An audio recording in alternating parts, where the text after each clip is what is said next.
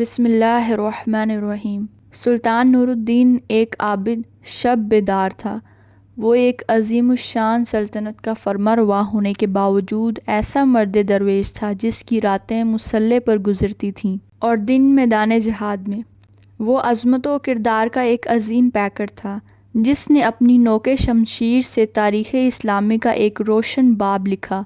سلطان نور الدین زنگی رات کا بیشتر حصہ عبادات و مناجات میں گزارتا۔ اس کا معمول تھا کہ نماز عشاء کے بعد بکثرت نوافل پڑھتا اور پھر رسول کریم صلی اللہ علیہ وسلم پر سینکڑوں مرتبہ درود بھیج کر تھوڑی دیر کے لیے بستر پر لیٹ جاتا۔ چند ساعتوں کے بعد پھر نماز تہجد کے لیے اٹھ کھڑا ہوتا اور صبح تک نہایت خشوع و خضوع کے ساتھ عبادت میں مشغول رہتا۔ 557 ہجری کی ایک شب وہ وظائف سے فارغ ہو کر بستر پر لیٹا تو خواب میں 3 بار رسول کریم صلی اللہ علیہ وسلم کی زیارت ہوئی۔ بعض روایتوں میں ہے کہ سلطان نے متواتر 3 رات حضور صلی اللہ علیہ وسلم کو خواب میں دیکھا۔ ہر مرتبہ 2 آدمیوں کی طرف اشارہ کرتے ہوئے حضور صلی اللہ علیہ وسلم نے فرمایا، نور الدین، یہ آدمی مجھے ستا رہے ہیں، ان کے شر کا استحصال کرو۔ نور الدین یہ خواب دیکھ کر بہت پریشان ہوئے، بار بار استغفار پڑھتا اور رو رو کر کہتا، میرے آقا و مولا کو میرے جیتے جی کوئی ستائے، یہ نہیں ہو سکتا۔ میری جان، مال، آل اولاد سب آقا مدنی پر نثار ہیں۔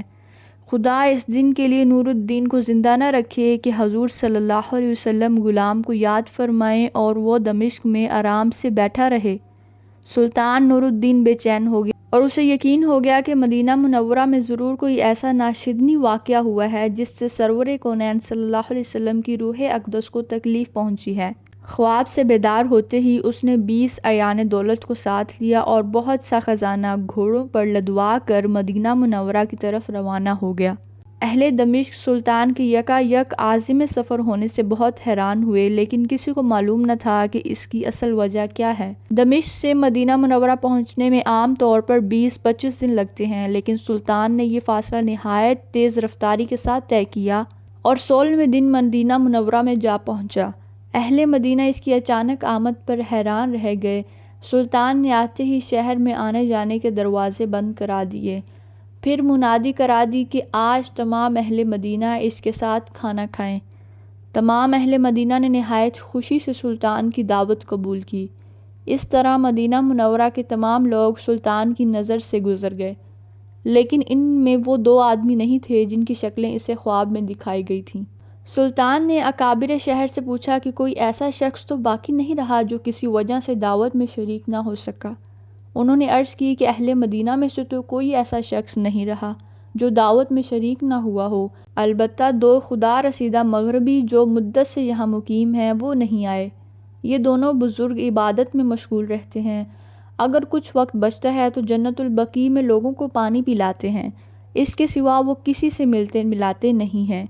سلطان نے حکم دیا کہ ان دونوں کو بھی ضرور یہاں لاؤ۔ جب وہ دونوں سلطان کے سامنے حاضر کیے گئے تو اس نے ایک نظر میں پہچان لیا کہ یہ وہی 2 آدمی ہیں جو اسے خواب میں دکھائے گئے تھے۔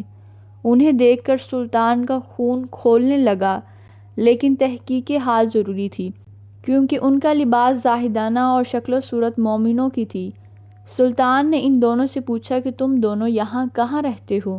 انہوں نے بتایا کہ روضہ اقدس کے قریب ایک مکان کرائے پر لے رکھا ہے اور اسی میں ہر وقت ذکر الہی میں مشغول رہتے ہیں۔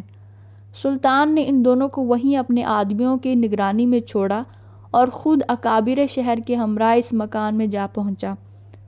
یہ ایک چھوٹا سا مکان تھا جس میں نہایت مختصر سامان مکینوں کی زاہدانہ زندگی کی شہادت دے رہا تھا۔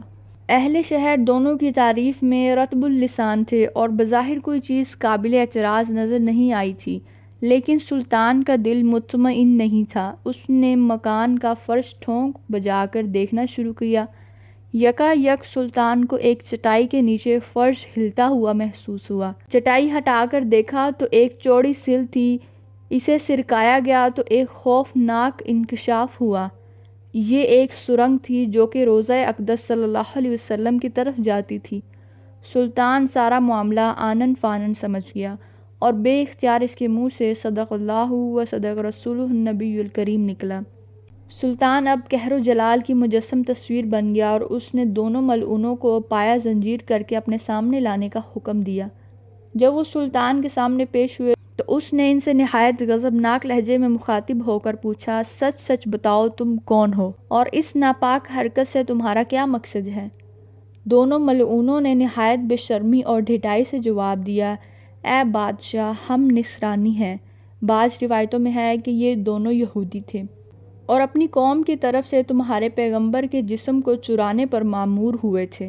ہمارے نزدیک اس سے بڑھ کر اور کوئی کار ثواب نہیں، لیکن افسوس کہ عین اس وقت جب ہمارا کام بہت تھوڑا باقی رہ گیا تھا تم نے ہمیں گرفتار کر لیا۔ ایک روایت یہ ہے کہ یہ سرنگ حضرت عمر رضی اللہ تعالیٰ عنہ کے جسد مبارک تک پہنچ چکی تھی، یہاں تک کہ ان کا ایک پاؤں ننگا ہو گیا تھا۔ سلطان کا پیمانہ صبر لبریز ہوا، اس نے تلوار کھینچ کر ان دونوں بدبختوں کی گردنیں اڑا دیں اور ان کی لاشیں بھڑکتی ہوئی آگ کے الاؤ میں ڈلوا دیں۔ یہ کام انجام دینے کے بعد سلطان پر رکت طاری ہو گئی اور شدت گریہ سے اس کی گگھی بند گئی۔ وہ مدینہ منورہ کی گلیوں میں روتا روتا پھرتا اور کہتا، زہ نصیب کہ اس خدمت کے لیے حضور صلی اللہ علیہ وسلم نے اس غلام کا انتخاب فرمایا۔ جب ذرا قرار آیا تو سلطان نے حکم دیا کہ روضہ نبی صلی اللہ علیہ وسلم کے گرد ایک گہری خندق کھود دی جائے اور اسے پگھلے ہوئے سیسے سے پاٹ دیا جائے۔ سلطان کے حکم کی تعمیل میں روضہ اطہر کے چاروں طرف اتنی گہری خندق کھودی گئی کہ زمین سے پانی نکل آیا۔ اس کے بعد اس میں سیسا بھر دیا گیا تاکہ زمانہ کی دست برد سے ہر طرح محفوظ رہے۔ یہ سیسے کی دیوار روضہ اقدس کے گرد آج بھی موجود ہے، انشاءاللہ ابد تک قائم رہے گی۔ آج بھی اہل مدینہ سلطان نور الدین زنگی کا نام نہایت محبت اور احترام سے لیتے ہیں اور ان کا شمار ان نفوس قدسی میں کرتے ہیں جن پر سید البشر حضرت محمد صلی اللہ علیہ وسلم نے خود اعتماد کا اظہار فرمایا اور ان کے محب رسول ہونے کی تصدیق فرمائی۔ یہ رتبہ بلند ملا جس کو ملا۔ بحوالہ نور الدین محمود زنگی از طالب ہاشمی۔ اس واقعے کا حاصل یہ ہے کہ ہمیں چاہیے اپنے دل میں دنیا کی ہر چیز سے زیادہ محبت اپنے اللہ اور اللہ کے پیارے حبیب صلی اللہ علیہ وسلم کی ہونی چاہیے۔